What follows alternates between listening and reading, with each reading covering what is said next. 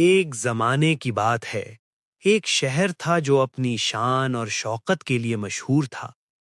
اونچی دیواریں اور سنہرے محل، لیکن بادشاہ غرور میں ڈوبا ہوا تھا۔ اس کے لیے طاقت سب کچھ تھی اور غریب کچھ بھی نہیں۔ شہر کے کونے میں ایک غریب مزدور رہتا تھا۔ اس کا نام تھا رحیم۔ دن بھر محنت کرتا، پتھر اٹھاتا، پسینہ بہاتا، مگر گھر لوٹ کر اپنی بیمار بیوی اور بھوکے بچے کو دیکھتا اس کا دل ٹوٹ جاتا۔ ایک سال قحط پڑ گیا، کام بند ہو گیا، گھر میں اناج کا ایک دانہ بھی نہیں بچا۔ آخر ایک دن رحیم نے ہمت کی۔ اس نے کہا، میں بادشاہ کے پاس جاؤں گا، شاید وہ مدد کرے۔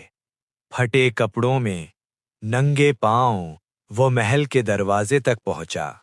سپاہیوں نے اسے روکا، مگر اس نے ہاتھ جوڑ کر کہا، میرا بچہ بھوکا ہے، مجھے صرف تھوڑا سا اناج چاہیے۔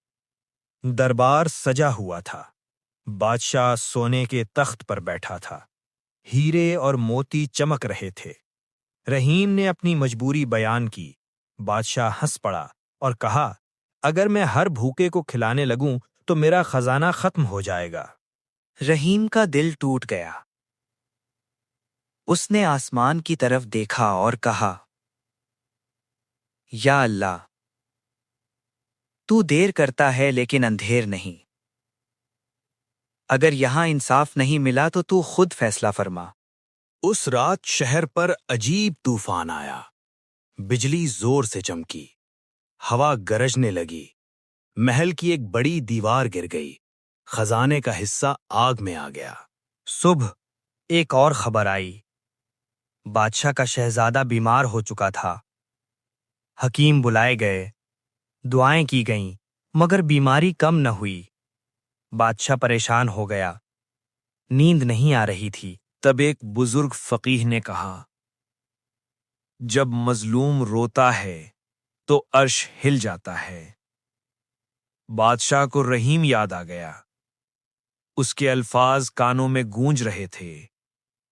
بادشاہ نے حکم دیا کہ اس غریب کو ڈھونڈا جائے، مگر پتہ چلا رحیم کا بیٹا بھوک کی وجہ سے دنیا سے چلا گیا اور رحیم شہر چھوڑ کر چلا گیا۔